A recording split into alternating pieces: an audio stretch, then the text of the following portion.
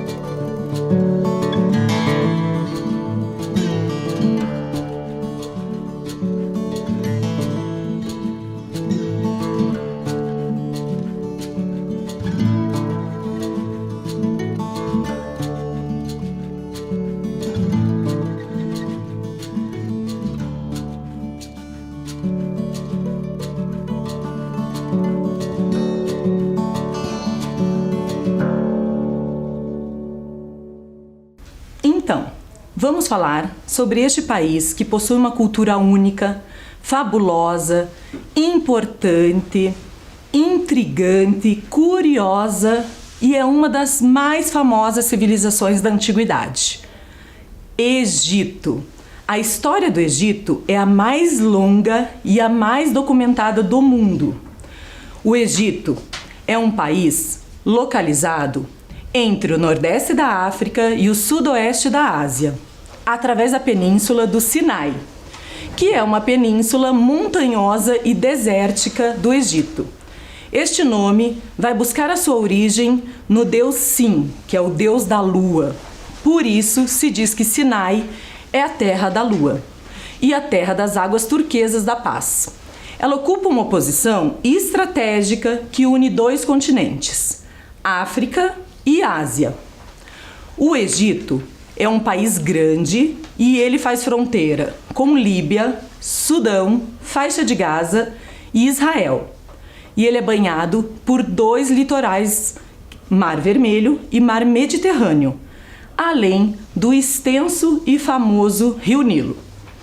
A sua capital é o Cairo, é onde concentra sua maior população. O Egito é dividido em 27 províncias e a sua língua oficial é o árabe. O Egito é um dos países mais populosos da África. A população dele, no final de 2020, chegou a quase 100 milhões de habitantes. E vamos falar um pouco sobre o rio mais extenso do mundo. Ele fica situado no nordeste do continente africano. Os habitantes dependem do Rio Nilo como fonte principal de água. Ele foi fundamental para o desenvolvimento da civilização egípcia. O rio era utilizado como via de transporte de pessoas e mercadorias. A vida egípcia estava regulada pelas cheias do Rio Nilo. Quando as águas voltavam ao leito normal, deixavam o solo recoberto com um limo que fertilizava a terra para a agricultura. A sua nascente está a sul da linha do Equador e sua foz ocorre no Mar Mediterrâneo. Ele é famoso por sua história antiga e pelos sítios arqueológicos. O Rio Nilo, o mais extenso do mundo, tem um comprimento de 6.650 quilômetros. E ao longo do trajeto do Rio Nilo, formaram-se duas divisões territoriais: o Alto Egito e o Baixo Egito. Localizada mais ao norte, toda a região foi dividida em 20 nomos. O que era nomos? Era o nome dos distritos. É como se fossem estados independentes. E os egípcios, no Alto Egito e no Baixo Egito, usavam coroas distintas. Os egípcios usavam coroas distintas para distinguir os líderes do Alto e do Baixo. Por exemplo, o Baixo Egito, eles usavam coroa vermelha. Ele era mais desenvolvido e integrado ao comércio com o mundo ao redor em função de sua posição privilegiada de frente para o mar. Os conflitos se intensificaram na disputa pelas melhores terras do Rio Nilo. O Alto Egito usava coroa branca, como vocês podem ver na imagem. Então, o rei do Alto Egito, Menés, que foi o primeiro faraó, organizou seu exército para um ataque poderoso ao Baixo Egito, por volta de 3.200 a.C. E isso resultou na conquista do Baixo Egito e na unificação dos dois reinos. E assim deu-se a primeira dinastia do Império Egípcio, o Antigo Império. Após a unificação, a união, a coroa passou a ser dupla, simbolizando a união dos dois reinos, que é a combinação das duas coroas anteriores. Assim, o Egito tornou-se, naquela época, uma monarquia centralizada, formada por súditos subordinados ao poder do monarca. Dessa maneira, os egípcios eram obrigados a trabalhar nas lavouras, construções e obras administradas pelo governo do faraó. Depois de um longo período de estabilidade, a pressão dos monarcas acabou descentralizando o poder político em 2200 a.C., na fase posterior, conhecida como Médio Império. Foi um período marcado pela expansão territorial, conquistando também a cidade de Núbia. E apesar do grande desenvolvimento, o reino sofria com revoltas internas e guerras, o que acabou por enfraquecê-lo, facilitando a invasão do Ixos. Os Ixos são os povos asiáticos, que governou o Egito por aproximadamente 150 anos. A vitória desse povo aconteceu pelo uso de cavalos e carros de combate, até então desconhecido pelos egípcios. A última fase da política do Egito iniciou após a expulsão dos Ixos e é conhecida como Novo Império, período marcado por uma política expansionista com a conquista da Síria, Fenícia, Palestina e a reconquista da Núbia. A rainha Cleópatra foi a última governante desta dinastia antes do domínio romano, em 31 a.C. O faraó era quem governava o Egito. Ele tinha todos os poderes sobre a sociedade egípcia. Além disso, era reconhecido como um deus. Não existia nenhum tipo de eleição ou processo para a escolha de um faraó, pois o poder era passado de pai para filho. Historiadores se baseiam em pelo menos 4 documentos para contabilizar os faraós. Quais são os documentos? A Pedra de Palermo, a Lista Real de Ábidos, o Papiro de Turim e os Registros de Manetom. São 170 faraós que reinaram no Egito em ao menos 30 dinastias. Lembram o que é dinastias? É uma série de reis e rainhas de uma mesma família. Existem alguns faraós bem famosos e renomados do Antigo Egito.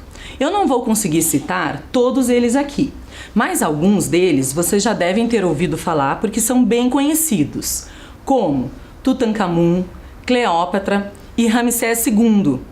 Este reinou por 67 anos. E o Menés, que foi o primeiro faraó que a professora falou no início da aula. Alguns dos mais famosos, lembrando que eu não citei todos, podem não ter contribuído muito, mas a sua importância na história e sua popularidade os torna superiores a muitos outros faraós, dos quais há muitos para listar. Cada dinastia é bem conhecida por algo durante esta longa civilização. E os rostos individuais dos faraós caracterizam cada período em particular. Suas conquistas e suas contribuições para a arte e para a aprendizagem contribuem muito para a rica herança do Egito. A construção do túmulo de um faraó foi uma tarefa muito importante no Egito, pois os faraós queriam renascer vitoriosamente na vida após a morte. Os arquitetos trabalharam arduamente para proteger os túmulos, construindo pirâmides sobre eles. E assim existe a mumificação. O que é mumificação? É o processo em que retiram os principais órgãos para dificultar a sua decomposição. Múmia é um cadáver que foi preservado com bastante produto químico. E as múmias mais famosas são as egípcias, destacando o Tutankhamun. As pirâmides são túmulos construídos em pedra para abrigar os corpos dos faraós.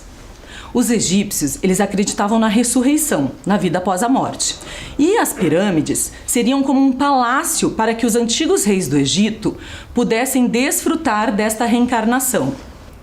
Há em torno de 123 pirâmides. As mais conhecidas ficam localizadas na península de Gizé. É perto de Cairo, que é a capital do Egito, representando uma família de faraós. São essas da tela: Quéops, Quefrem e Miquerinos. Elas são as únicas das 7 maravilhas do mundo antigo que resistem intacta ao tempo. Nós já sabemos que as pirâmides são muito antigas, né? Isso explica por que muitas pessoas têm uma adoração e é uma fonte de inspiração no Egito. Pois como que naquela época, sem tecnologia, foi construído algo tão potente? E como que os blocos gigantes de calcário e granito vinham de longe, pesando toneladas? Evidências arqueológicas falam que os antigos egípcios usavam um trenó de madeira para transportar os blocos. Eles molhavam essa areia para colocar nos trenós. Agora, iremos assistir um tour virtual pelas pirâmides.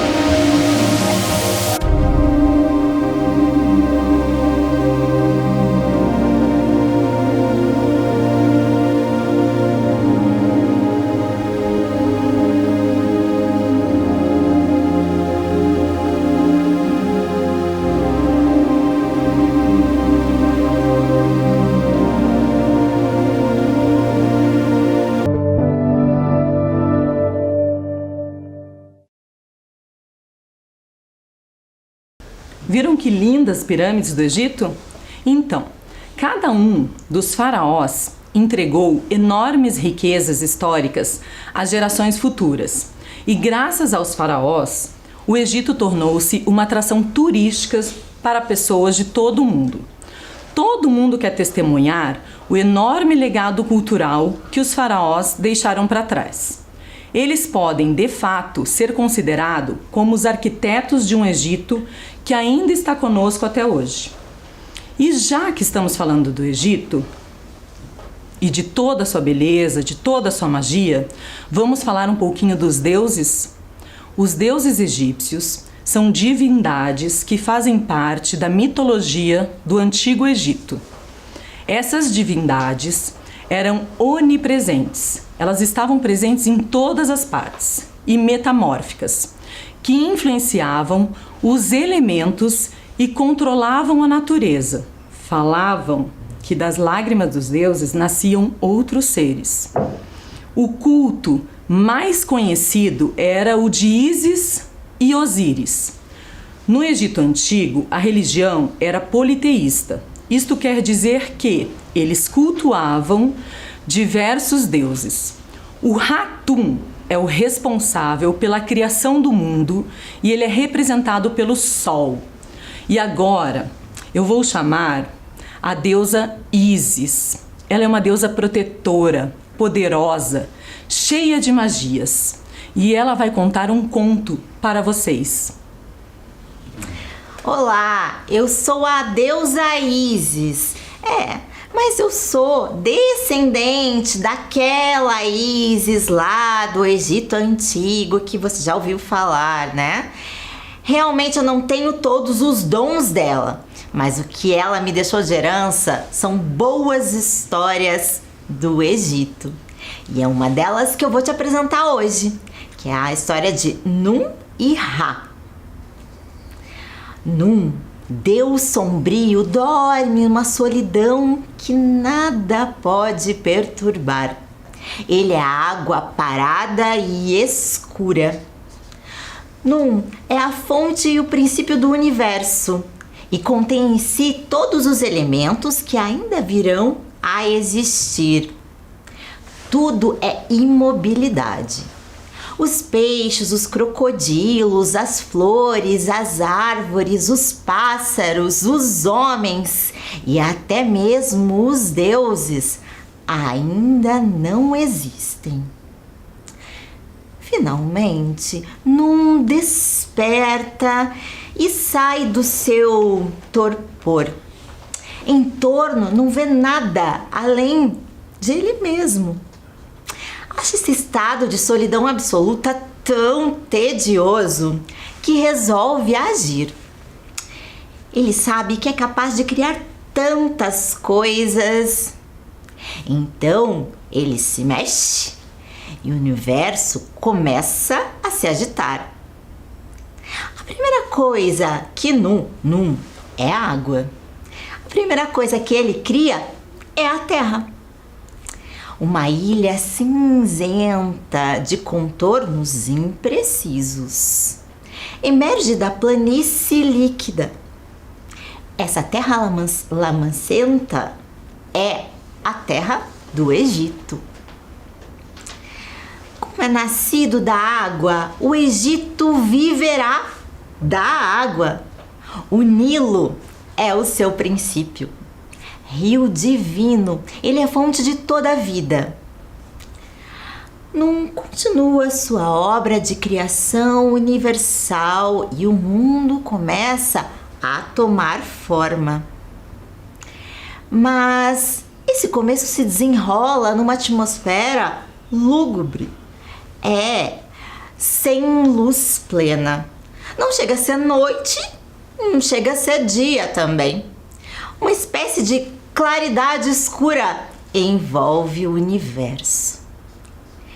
Nesse crepúsculo primitivo, os elementos tomam seu lugar e se organizam. O ar fica suspenso acima da água e da terra. O céu paira sobre o mundo como se debruçasse sobre ele. não trabalha sem cessar. Então, ele chama os deuses à vida. E da água primordial do rio Nilo surge uma flor de lótus. E dentro desta flor surge também uma luz viva, muito forte. Essa luz está querendo sair de dentro dessa flor. A princípio, as pétalas do lótus resistem e permanecem fechadas. Mas a luz é tão forte e poderosa que as pétalas não conseguem permanecer fechadas. Então vão se abrindo aos poucos. E de lá surge essa claridade, uma luz viva. Quem sai de lá é o jovem Deus, Sol, também chamado de Ra. E ele passa a iluminar o mundo. É ele que permite que exista claridade. E então é possível enxergar as cores, o tempo e toda a beleza do mundo. À noite, Ra volta para o miolo daquela flor de lótus e ela se fecha para que ele possa descansar. E é por isso que temos dia e a noite, porque Ra está descansando nesse momento. Assim é o ciclo de todos os dias. Por seu poder tão absoluto dessa luz, Ra é quem domina o mundo. E isso desperta a inveja dos outros deuses, que querem tomar o seu poder. Quando jovem, Ra era muito forte. Realmente ele travou várias batalhas e sempre saía vencedor. Mas, assim como os seres humanos, os deuses também envelhecem. E ao envelhecer, Ra foi ficando mais fraco. Nesse momento, Ísis percebeu que poderia derrubá-lo. Era a chance que ela tinha. Mas os deuses envelhecem de um modo diferente dos seres humanos. Ra, por exemplo, ficou com os cabelos lápis lazuli, de um azul muito intenso. Sua carne se transformou em ouro puro. Seus ossos eram de prata muito reluzente. Mas ele não tinha tanta força quanto antes, até andava levemente arqueado. Ísis, essa minha antepassada aí, muito sábia, pensou que poderia elaborar algum estratagema para tentar derrubar o deus Ra. Mas ela sabia de muita coisa, só não sabia o nome secreto de Ra. E essa era uma das maiores fontes de poder deste deus. Então, para poder dominar o mundo, tomando esse poder de Ra, Ísis resolveu criar um estratagema. Ela conseguiu recolher um pouquinho da baba do deus, misturando na areia. Ísis, que era uma poderosa feiticeira também, começou a moldar e de lá ela criou uma serpente. E essa serpente ela conseguiu deixar no formato de uma bengala. Como o deus Ra andava um pouquinho arqueado, ela imaginou que deixando essa bengala no meio do caminho poderia interessar ao deus. E foi o que aconteceu. Deus Ra percebeu que tinha uma bengala ali próxima e achou que seria melhor andar ereto, né, e não mais arqueado. A bengala poderia ajudá-lo. Mas assim que ele tocou a bengala, a serpente lhe picou. E o veneno se espalhou rapidamente. Ele começou a se sentir muito mais fraco, começou a sentir muita dor. E é nesse momento que Ísis aparece, muito levemente falando e sendo super solidária com o deus.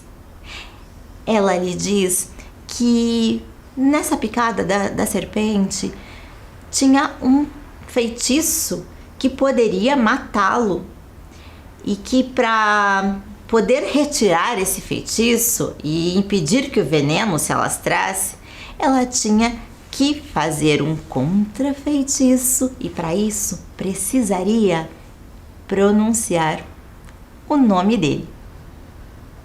Ra não quis se entregar tão rapidamente. Ele falou: eu sou o princípio de tudo, eu sou aquele que domina o mundo, eu sou o Todo-Poderoso. Nem conseguiu terminar de falar os inúmeros nomes que eram atribuídos a ele. Foi se sentindo mais fraco ainda. E então,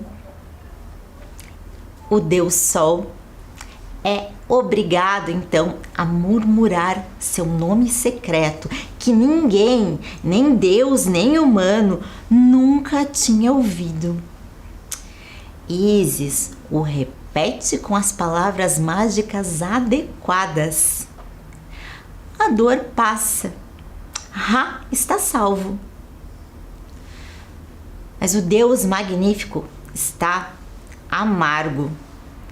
Claro, teve sua vida salva, mas não reina mais como Senhor absoluto do mundo. Agora terá de contar com Ísis, que conhece seu nome secreto. A deusa Ísis, essa minha antepassada, pode até saber o nome do deus Ra, mas isso ela não me contou, manteve esse segredo com ela.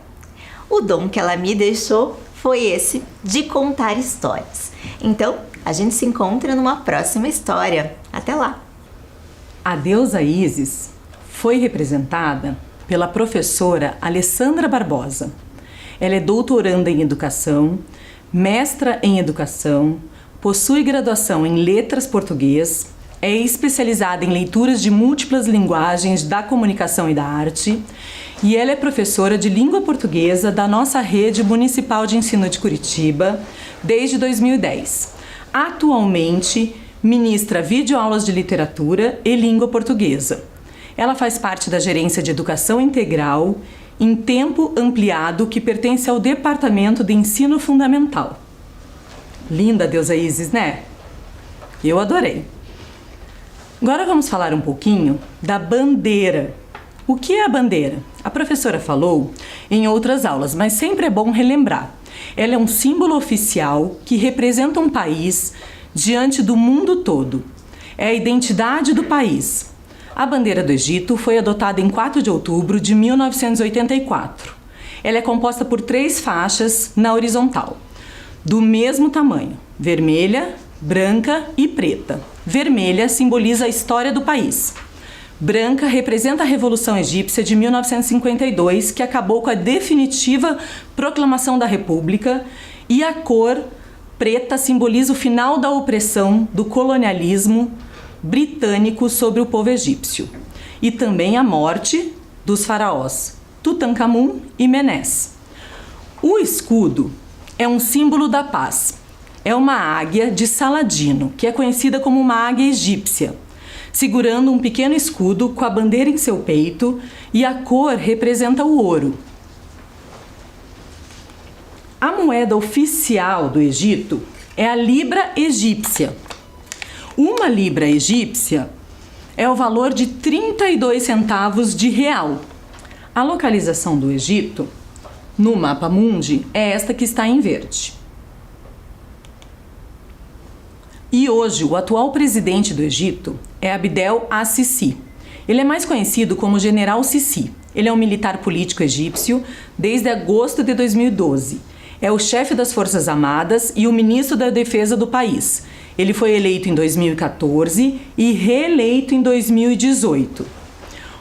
O Palácio de Abdem, que fica no Cairo, foi inaugurado em 1874. É um palácio de custo muito alto. Imaginem, ele tem 500 quartos e é um dos mais suntuosos do mundo, com muitas decorações em ouro puro. Vamos falar um pouquinho sobre a relação diplomática entre Brasil e Egito. São relações estabelecidas em 1924. As duas nações desfrutam de um relacionamento cordial no ramo político e são consideradas potências regionais na América do Sul e na África. A relação ganhou maior dinamismo após a instauração da República do Egito em 1953, o ano em que a legação brasileira no Cairo é elevada à categoria de uma embaixada. É uma cooperação bilateral que fortalece o diálogo político e intensifica os fluxos comerciais. E em 2010, tornou-se o segundo parceiro extra-regional a assinar acordo de livre comércio com o Mercosul. Atualmente, o Egito constitui um dos maiores mercados para carne bovina brasileira no mundo e principal destino das importações brasileiras na África. O Brasil possui uma embaixada no Cairo. O embaixador do Brasil no Cairo é Antônio de Aguiar Patriota. Ele assumiu em 2019. Ele é carioca, diplomata. E o Egito possui uma embaixada em Brasília. O embaixador da República Árabe do Egito no Brasil se chama Wael Hamed. E consulado? Nós temos 2 consulados do Egito no Brasil. Um geral fica no Rio de Janeiro e um escritório comercial fica no estado de São Paulo. O Egito possui um clima praticamente desértico, pois é uma extensão do deserto do Saara no norte da África. Os verões são secos, quentes e os invernos moderados. A melhor época para se visitar o Egito é entre novembro e janeiro. E vocês sabiam que no Vale do Rio Nilo não chove? Agora, algumas curiosidades sobre o Egito. Você sabe o que é hieróglifos? É uma forma de escrita pictográfica utilizado principalmente pela antiga sociedade egípcia e por alguns grupos indígenas americanos, como os maias e os astecas. A linguagem é considerada enigmática e de difícil compreensão, porque existe 7.000 tipos de sinais diferentes. Elas eram aplicadas em textos bem importantes, como as inscrições de túmulos, e é a forma mais antiga de escrita do mundo. Os egípcios foram os primeiros a adotar o ano de 365 dias, semelhante ao ano solar. Cerca de 3.000 a.C., eles fizeram isso para saber quando o rio Nilo iria inundar. E vocês sabiam que os egípcios tinham maior respeito com os animais, principalmente com os gatos. No Antigo Egito, quem matasse um gato era punido com a morte. E em sinal de luto pela morte de seus gatos, os egípcios depilavam suas sobrancelhas. E para finalizar nossa aula, vamos falar sobre a contribuição que temos do Egito aqui em nossa cidade, em Curitiba. Vocês conhecem o Museu Egípcio e Rosa Cruz Tutankhamun? Ele fica no bairro Bacaxiri. Vamos conferir o vídeo. É uma alegria poder falar sobre a Ordem Rosa Cruz Amorque para vocês. A Ordem Rosa Cruz Amorque é uma fraternidade. Ela tem o início da sua constituição, ainda de forma, diríamos, incipiente, de uma forma ainda muito prematura, no Egito, por volta do ano 1325, durante um reinado especial do faraó Akenaton. Esse faraó foi ousado por volta de 1365. Esse faraó Akenaton teve uma visão, teve uma iluminação. E ele passa a defender a tese de que só existia um Deus. Ele dizia que esse Deus era um Deus que poderia ser usado como reflexo, como imagem, o Sol. Por que ele dizia isso? Porque ele entendia que o Sol dava vida, que o Sol tocava todas as pessoas indistintamente e uma série de outras proposições a respeito dessa possibilidade, que ele chamava de Atom. Durante todo o tempo, na Idade Média, os Rosa Cruzes estiveram presentes em alguns estudiosos, alguns filósofos e, sobretudo, naquilo que é considerado os alquimistas do período medieval. E ele vai evoluindo até o século XVI ou XVII, com algumas edições de alguns documentos pioneiros na Europa do século XVII, por volta de 1610, 11, 12 e 13. Então a ordem sempre foi, desde o tempo da transferência da capital lá no Egito, composta por homens e mulheres, que buscavam, através do conhecimento, a possibilidade do homem ser melhor. Melhor em que sentido? Na sua relação com ele mesmo, na sua relação com a sociedade e na sua relação com o transcendente ou na sua relação com Deus.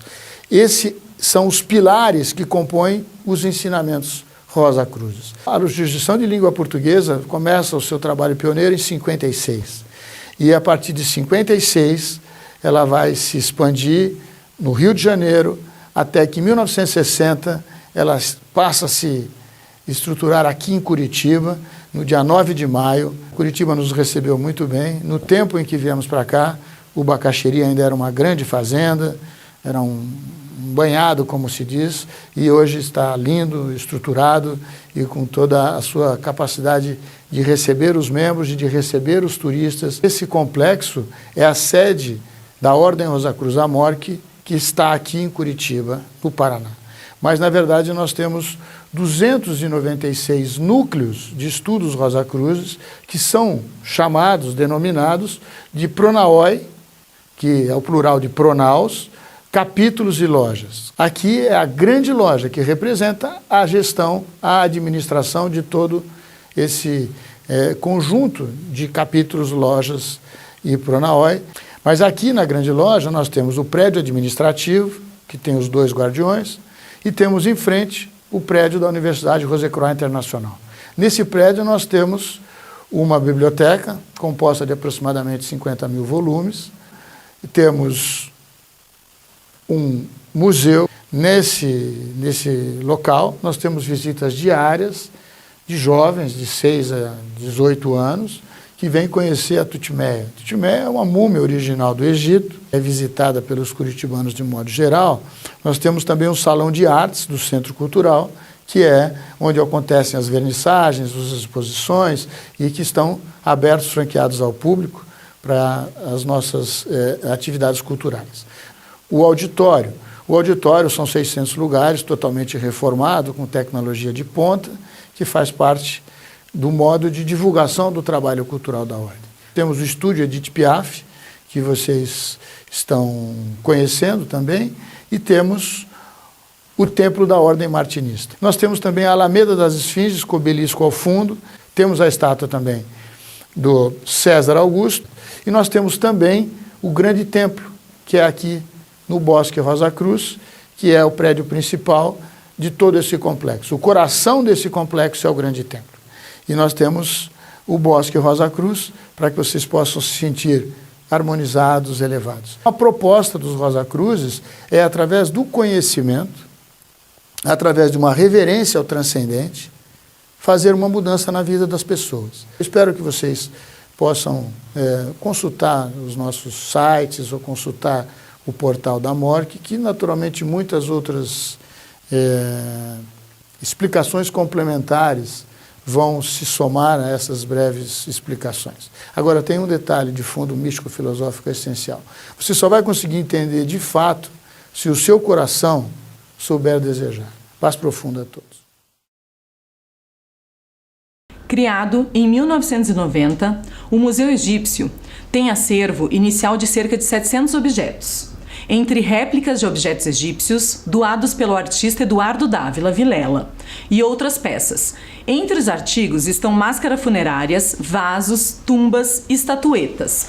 Com o passar do tempo, novas peças foram adquiridas por outros artistas plásticos. O museu é de responsabilidade da Ordem Rosa e Cruz, uma organização internacional de caráter místico-filosófico, com objetos que pertenceram aos reis, divindades e materiais de guerra, como flechas e escudos. Vale lembrar que todas as peças expostas no museu são réplicas de objetos arqueológicos que estão nos museus na Europa e no Egito. A sua maior atração é a múmia egípcia Totemeia. Foi recebida em 1995 por meio de uma doação da sede do Museu Egípcio Rosa Cruz da Califórnia, nos Estados Unidos. Apesar de já ter sido muito estudada, não se tem certeza de sua origem. E agora vamos falar sobre o papiro. Esse é um exemplar de papiro. Vocês sabiam que o papiro é uma planta? E este papel é feito do caule desta planta. Ela desenvolve o suporte para a escrita da antiguidade. Ela é cortada em tiras finas, molhadas e secas e coladas uma ao lado das outras.